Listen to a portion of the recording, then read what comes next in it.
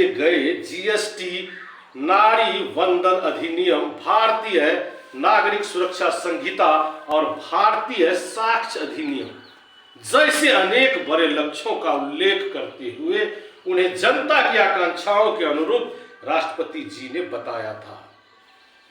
तो अपने संबोधन के अंत में राष्ट्रपति जी ने कहा था कि 2015 से प्रतिवर्ष संविधान दिवस 26 नवंबर को आयोजन युवाओं में हमारे राष्ट्र के संस्थापक दस्तावेज संविधान के बारे में जागरूकता बढ़ाने का सहायक रहा है।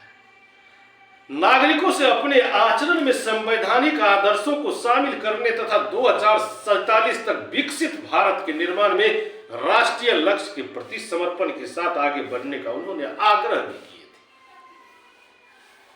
और 75 वर्ष का यह स्मारक समारोह वर्ष भर चलेगा, उनका कहना था। और उसकी गतिविधियों पे 4 स्तंभों पर केंद्रित रहेगी। तो सबसे पहली बात क्या रहेगी? संविधान की प्रस्तावना, मतलब प्रेम्बल ऑफ द कॉन्स्टिट्यूशन। अपने संविधान को जाने, नो योर कॉन्स्टिट्यूशन, संविधान का निर्माण, मेकिंग ऑफ द कॉन्स्टिट्यूशन मतलब संविधान का निर्माण। और इसके बाद बात आती है कि संविधान की महिमा का उत्सव, celebrating of glory of constitution.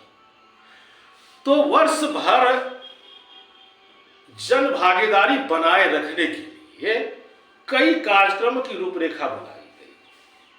संविधान निर्माता डॉक्टर अंबेडकर की जयंती 14 अप्रैल से विशेष पखवाड़ा भी 2025 में आयोजित किया जाएगा। और जरा सा आगे बढ़ते हैं हम, तो देखते हैं कि आखिर क्या होता है 2025 में।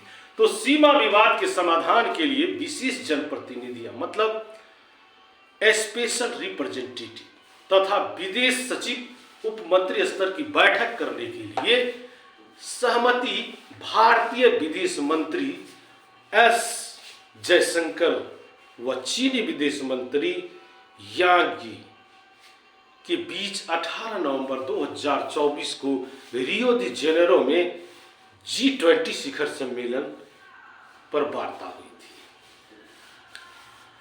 तो उसके बाद बात कर लेते हैं कि आयुर्वेदिक चिकित्सा पद्धति को बढ़ावा देने के लिए अब 10वीं कक्षा के विद्यार्थियों को भी इस चिकित्सा पद्धति में स्नातक मतलब BAMS पाठ्यक्रम के लिए प्रवेश की अनुमति भारतीय चिकित्सा पद्धति राष्ट्रीय आयोग मतलब national commission of Indian system of medicine